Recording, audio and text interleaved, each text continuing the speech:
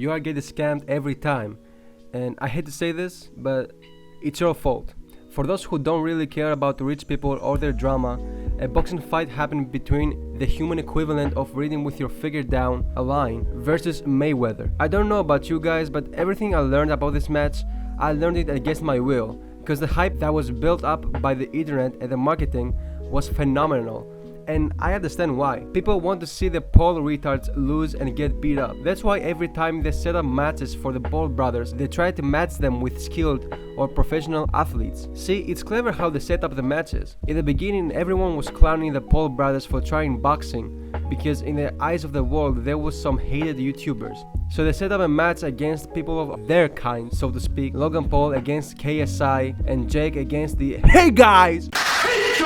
guy. Now, it was marketed well by the team behind the Paul brothers. It didn't have the craziest audience for it, but Jake Paul fans and KSI fans, mostly kids, cared for it. But still, it had a lot of audience. Reasonably, the team behind the Paul brothers saw a great opportunity here. Since no one's gonna take this boxing match seriously, there was no harm in making more money, right? So they did. There were two matches on the ring. Logan Paul's match and Jake Paul. Logan Paul's fight was bigger than Jake though. So there are two chances to use for advertising something bigger and give an actual match for the people to keep them excited. And so they utilized that chance. In Jake Paul's match, the less important one, Jake won, and Logan Paul versus KSI, it went draw.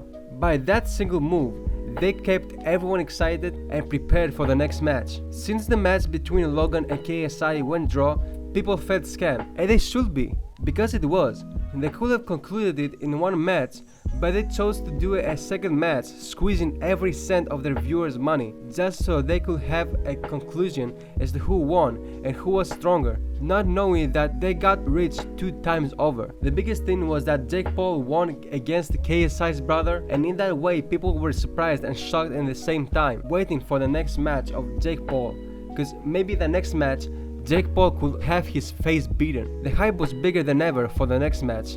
Was it pure luck, skill, or a setup to hype Jake Paul? This I don't know, but Logan Paul versus KSI? Definitely a scam, so they could make more money. Now the Paul retards weren't considered just YouTubers to the world anymore, but also people who could box.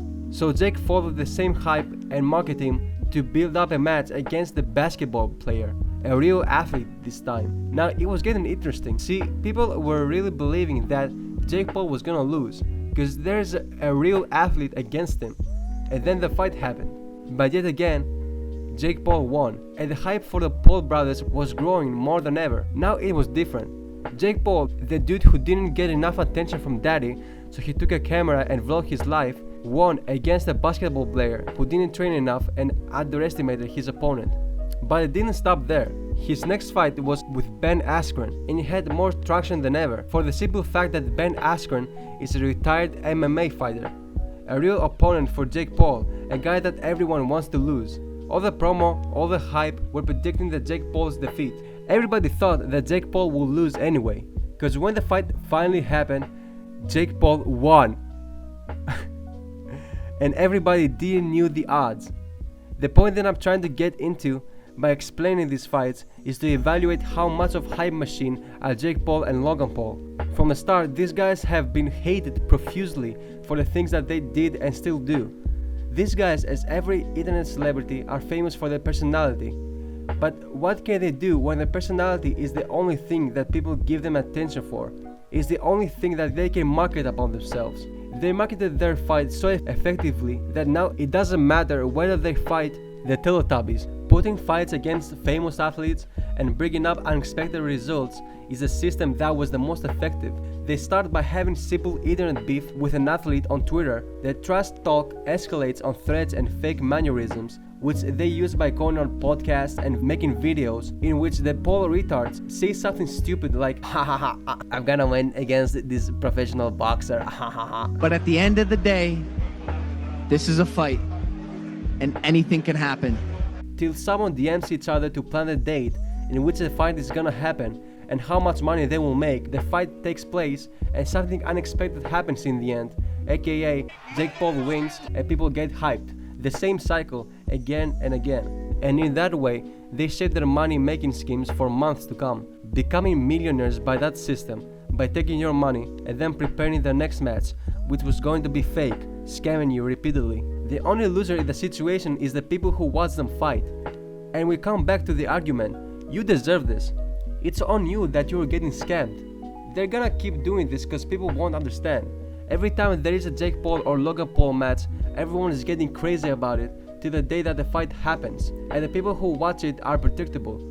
People are gonna see some beef and get horny about seeing the Paul brothers lose, which of course it's not going to happen, if not rarely. They take your precious money and you lose your time that you're never gonna get back. The thing that I like most about these fights is that when people see these promos on Instagram and shit, they always comment that they are above it, but they are the first ones to see these fights and get excited for them. You are the root of the problem, motherfucker. If no one was interested to see these matches, then they will stop them already. If you claim that you don't like the Paul brothers, then why do you give them money by watching their fights? This is another example of how you can scam people with good marketing and enough hype. It's way too predictable at this point. In conclusion, LA YouTubers are narcissists. The more you know.